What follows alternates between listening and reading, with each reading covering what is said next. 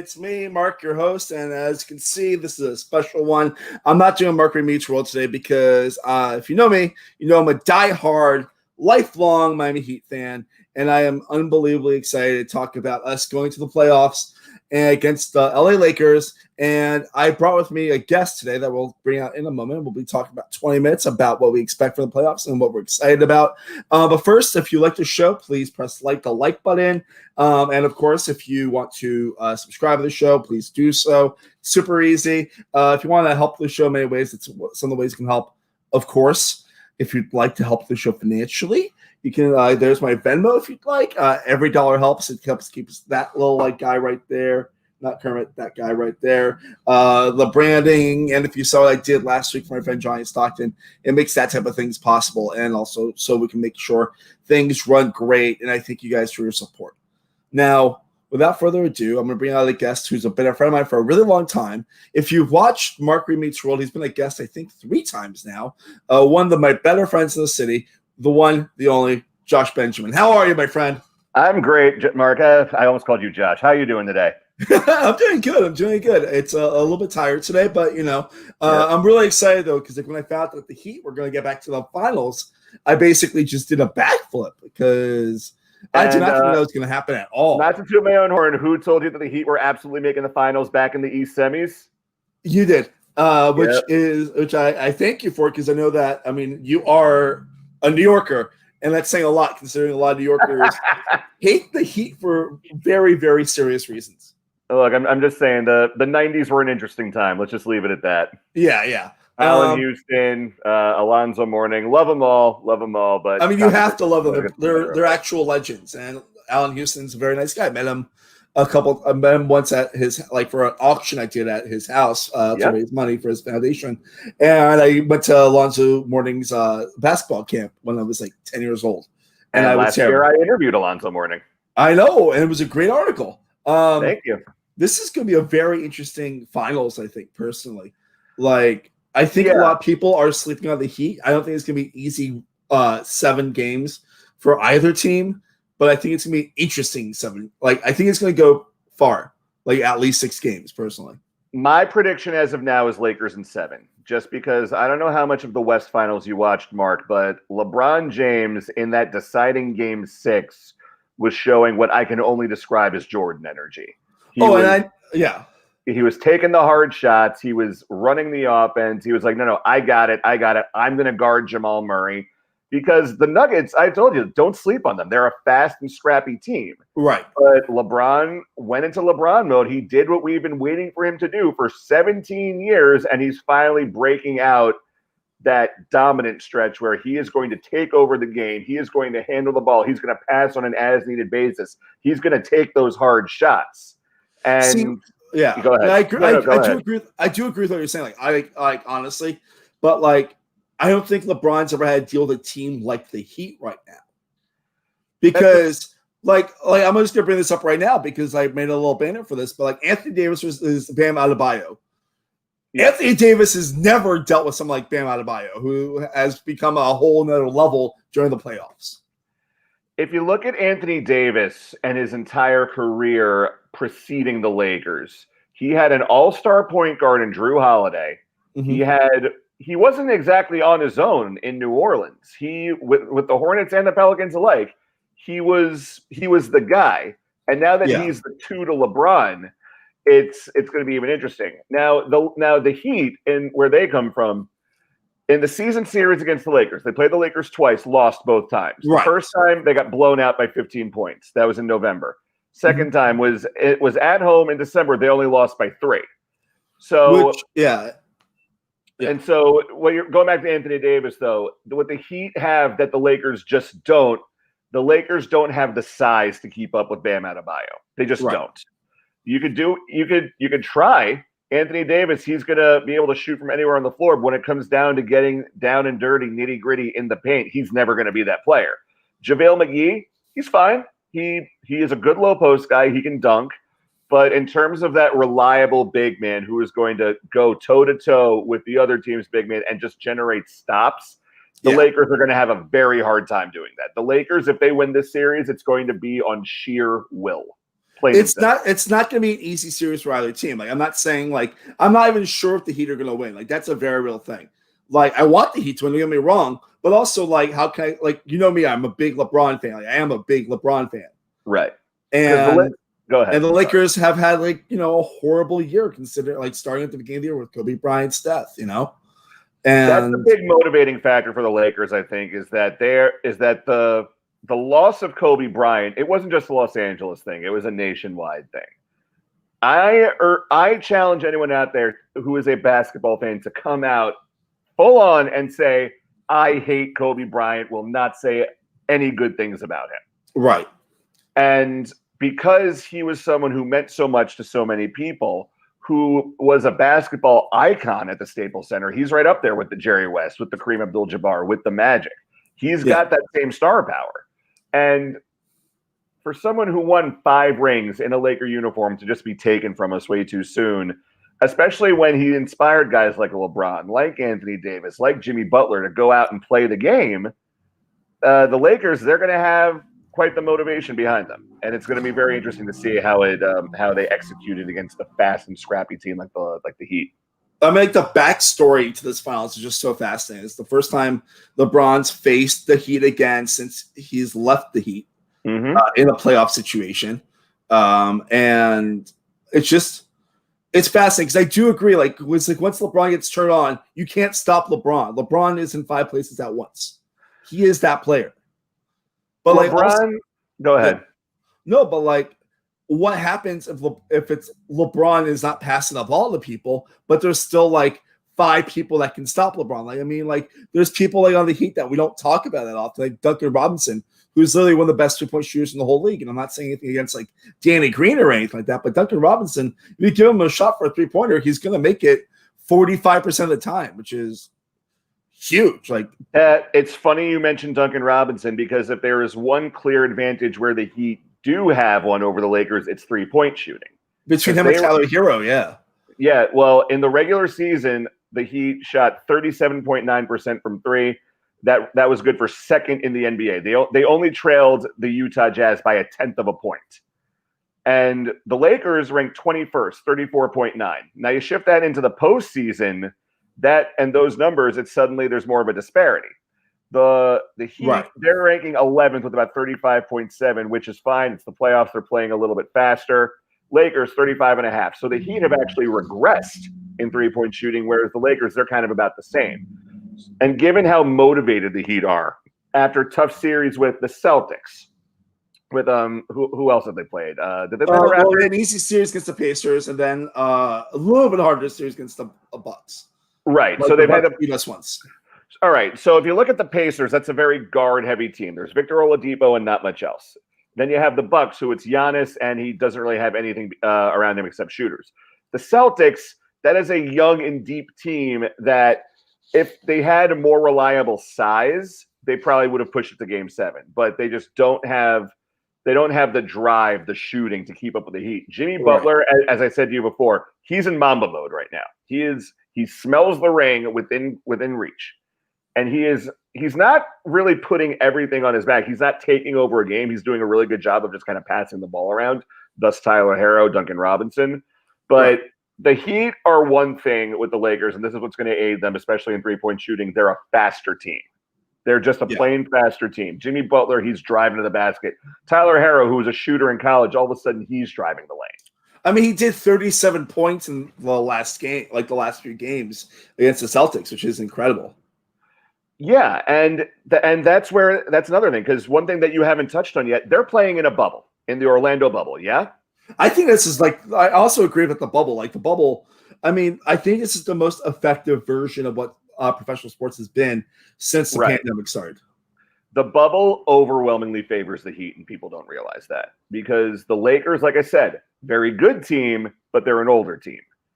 And the Heat, they've got so much youth where, any other year, there was actually a funny tweet about this, where after Tyler Hero had his 37-point game, this tweet said, in non-COVID world, Tyler Hero would go out in South Beach and be treated like a god after that epic game. Yeah. But because of Corona, he now has to go back to his room and have a Nature Valley bar. Now, granted, I don't think that Tyler Hero is finishing the game, doing his media appearances, and then going back to his room playing sex. I'm sure he's watching TV, playing video games. There's more to do. They can go around the Walt Disney Resort. Like they can golf, they can go fishing, they can, I think, go out to eat within reason, just as long as they're within a complex. Right. But with a young team in a bubble with this kind of setting, there's no distractions. They have limited options as to what they can actually do after a game.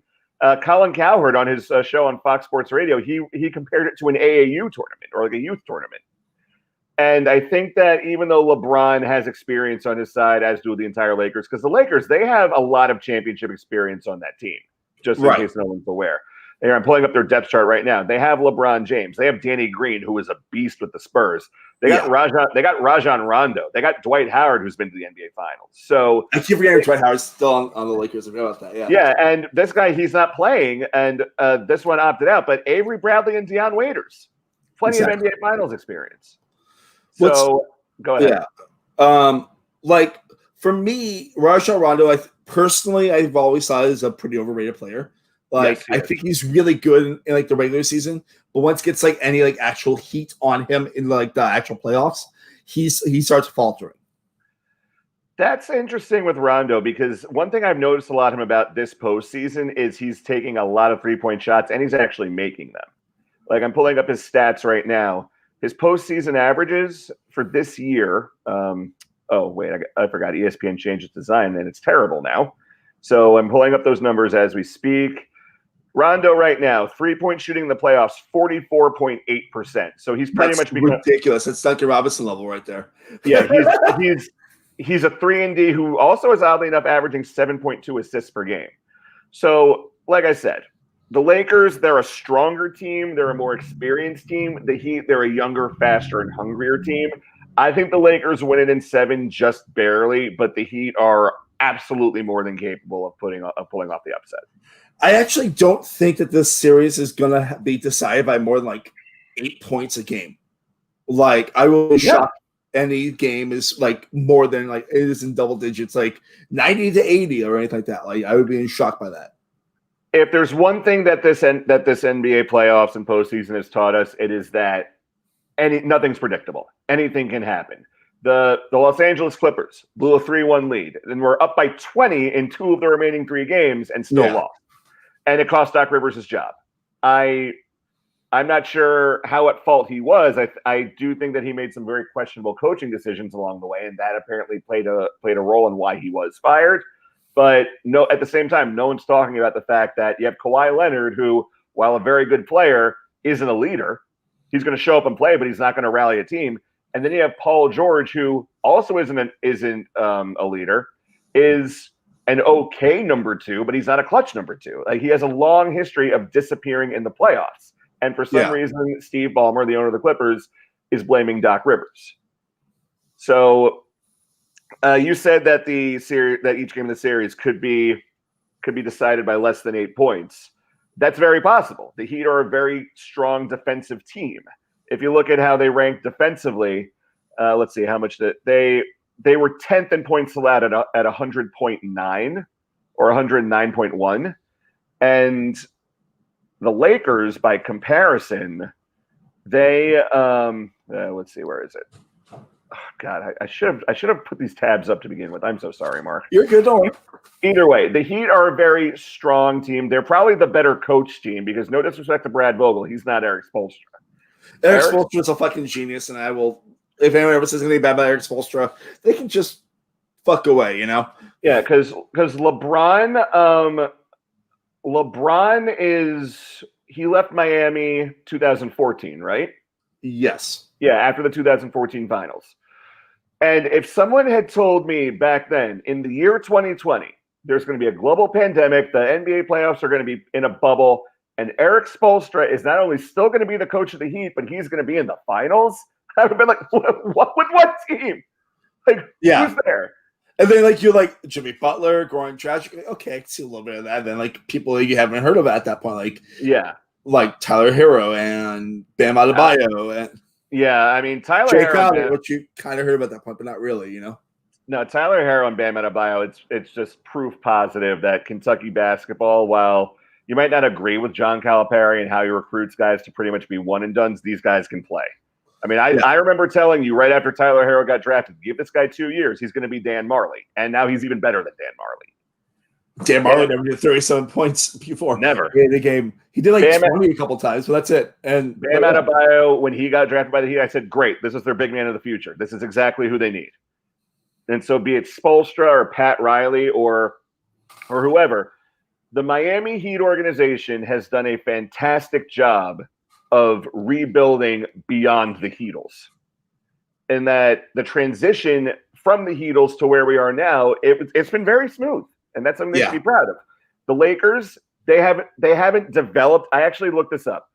They haven't developed a first-round talent through and through since Andrew Bynum. Now people will say, "Oh, Kyle Kuzma, he's on the team." Yeah, he's on the team, but ever since LeBron showed up, he's gotten worse. You put Kyle Kuzma on any other team, he's a 1, maybe a very reliable 2. But on the Lakers right now, he's barely a 3. And I want to ask you this question because I know we have a short time limit today, and I just want to make sure that I ask you this because I think this is a very fascinating question in my mind. We always get like 1 or 2 like massive people become legends during the finals. Who do you think has potential for the Heat and for the Lakers? That's a very good question. For the Heat, I think that Tyler Harrow, they've been going to him a lot, and I think that his legend is only going to continue to grow. He's driving the lane. He's taking those hard shots. He's getting banged up, and he's still showing up to play. I think that they're going to continue to ride that hot hand. Another guy who I think you need to look at, Bam, he's going to be going toe-to-toe with Anthony Davis. But we're talking about the underrated legend here. It's 100% going to be Duncan Robinson. The guy, he's got a great story, played Division III, was in college forever, transferred to Michigan for his last year, and now he is a deadly shooter. The Lakers side is a little more tricky just because, like I said, they've got so many old veterans here. I think that the legend-making potential is going to go with their young point guard, Alex Caruso. Because Alex Caruso reminds me a lot of this guy who was on my high school basketball team, a guy named Mike Cook, who kind of short. He was maybe like 5'10" on a good day. Not overly athletic, was kind of clumsy whenever he had to handle the ball. He was kind of a one-trick pony when it came to taking shots. It was like jump shots or bust. But the one reason Mike Cook got minutes off our bench, and the reason that he still had a spot on the team, to quote Coach Jenkins, he could play defense out of his ass. And I think that Alex Caruso, even though he's like this little short, balding man, he's averaging 5.5 points per game, less than 2 rebounds and assists, but he's just playing so hungry, so scrappy. He's a bigger, longer point guard, and he can also play the 2. I think that we're going to be seeing a lot. Oh man, there's sound on my end. I think that we're going to be seeing a lot more of Alex Caruso on the Lakers, and maybe it'll be someone like Kentavious Caldwell-Pope, who's always been a high ceiling 2 guard out of Georgia. But either way, if in terms of the playoff legends we're going to see this year, Miami, it's easily Duncan Robinson. We'll throw Tyler Harrow in there just for fun. And on the Lakers side, watch Alex Caruso and KCP, because the key to keeping up with the Heat is 3-point shooting this year. And KCP especially gives them a lot of boost in that department. That's great. You rate some of your prediction, which I guess I'll do mine. Did you say Lakers in 7? Lakers in 7. That's my story, and I'm sticking to it. Who have you got? I'm going bold. You're going bold? Heat in 6. Heat in 6. All right. The reason why is definitely possible. If we had a couple of games in a row, then that will definitely hurt the other Lakers. You know what I mean? Yeah. That's what my brain is. Like, it's that situation of if we get our streak going, then we're very hard to beat.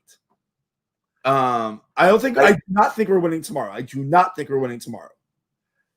No, I think that the Lakers will start game 1, because I think game 1 it's going to be more with the Heat testing out how well can Jimmy Butler defend LeBron. Is this who we want defending LeBron? So, because the way I see it, one of 2 people is going to defend LeBron. It's either going to be Jimmy Butler or it's going to be Jay Crowder. And because you want to put a body on LeBron, because LeBron, even though 17 years in the league, he's like 35, 36 now. He's still 6'8", 270 of just pure athletic dominance. He is an absolute monster on the court. He can kill you in so many ways.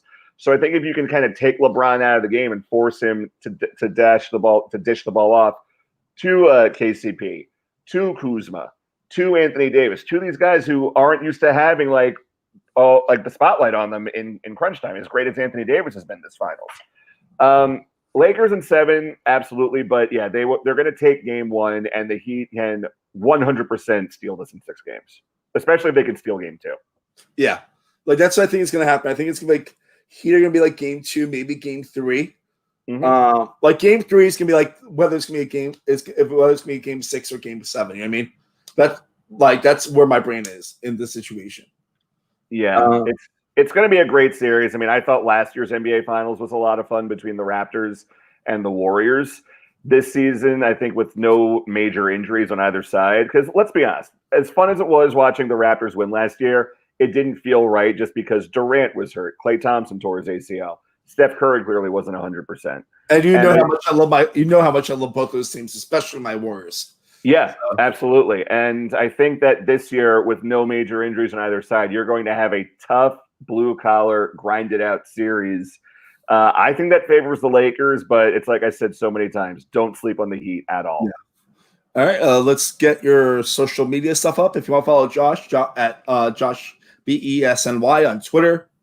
Razor goes on Elite Sports NY. You can also hear me on the Yankees Mets Express podcast. That's where we talk Subway Series, Yankees, Mets, everything else that's happening in the wild, wacky, wonderful world of sports. But yeah, Mark, thanks for having me on the show, man. Thank you, dude. I'm going to finish my other stuff quickly. If you're here for Wednesday, tomorrow I'm going to have Beth Dixon, Sequester Superstar and Legend. Send questions in if you want to. Friday, got my Bryant Steel Day where we're doing survivor simulations. Josh, I always like to ask my guests, do you want to be on my Bryant Steel this week? I wish I could. Not this week, maybe another time. Oh, no, all I need is your permission for your name and photo. Oh, yeah, that's fine. Yeah. Yeah. And also, do what you want with that. Yeah, okay, cool. And also starting Monday, all throughout Halloween month, October, I'll be doing a horror movie day. So with Scare Package, which you can watch on Shudder or Amazon. And my first guest is Aliko Aharon. I got some really cool guests coming up, including a really good filmmaker that I have a lot of respect for, and some of my old coworkers, and some old guests that you've seen on MarkTalk before. It's going to be a lot of fun. Of course, if you like what you see, tweet at me at MarkLevy85. Josh, thank you, and I'm excited about this NBA playoffs. Thanks for having me, Mark. It's going to be a lot of fun to watch. Can't wait to text you throughout every game. I know you will. I love it. All right. Bye, guys. So long.